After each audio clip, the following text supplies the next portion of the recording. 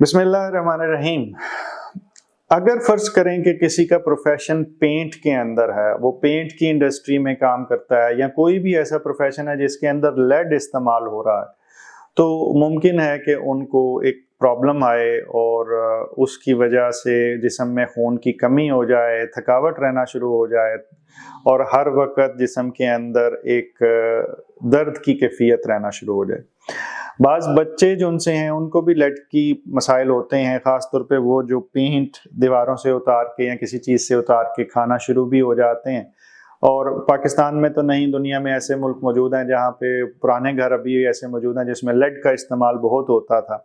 तो उसके साथ वो बच्चे अगर चाटते हैं उन चीज़ों को तो उसके नतीजे में वो थकावट का शिकार हो जाते हैं। फ़र्ज़ करें कुछ बच्चे क्रॉल करना सीखते हैं, उसके बाद वो क्रॉल करना बंद करते हैं, वो कुछ बात करना शुरू हो गए थे लेकिन उसके बाद अब कम हो चुके हैं। इसी तरह बड़ों के अंदर ये है कि वो अब थकावट हो गई है, जिस्म में मसलसल दर्द रहती है, उठ के गाड़ी तक जाना मुश्किल हुआ है, याददाश्त कम हो चुकी हुई है। तो इन तमाम चीज़ों के पीछे हो सकता है कि लेड का मसला मौजूद हो।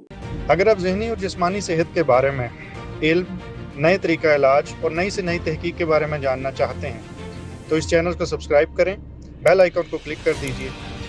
अगर वीडियो में कुछ अच्छा लगे तो लाइक एंड शेयर करें ताकि ये इल्म दूसरों तक पहुंच सके। लेड एक मेटल है, एक धात है जो हमारे पेंट के अंदर मौजूद है और बहुत सारी दूसरी चीज़ों के अंदर मौजूद होती है, जिसके बारे में जो लोग अपने प्रोफेशन के बारे में अगर गौर करेंगे तो वो जानते होंगे कि उनकी प्रोफेशन एनवायरनमेंट के अंदर क्या लेड इस्तेमाल हो रहा है या नहीं। और अगर ऐसा है और आपके जिस्म में खून की कमी है और साथ साथ ये थकावट और नकाहत और जिस्म में दर्दों के मसाइल हो रहे हैं, याददाश्त के मसाइल हो रहे हैं, तो आप अपने मौलिद से ज़रूर रब्ता करें। सीबीसी में पेरिफेरल पिक्चर करवाई जाती है तो उसके अंदर एक ख़ास निशानी इसमें पता चल जाती है, जिससे पता चलता है कि इनको लेड की ज़्यादती हो गई है, बहुत ज़्यादा हो गया। और उस सूरत में क्या इलाज करना है वो एक लंबी बहस है और वो इस वीडियो का मौजू नहीं।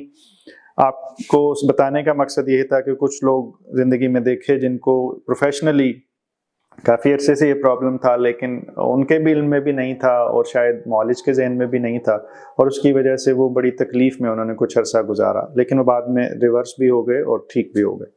अल्लाह ताला आपको मुकम्मल ज़िंदगी दे और दूसरों की ज़िंदगी मुकम्मल करने का शर्फ अता करे। शुक्रिया।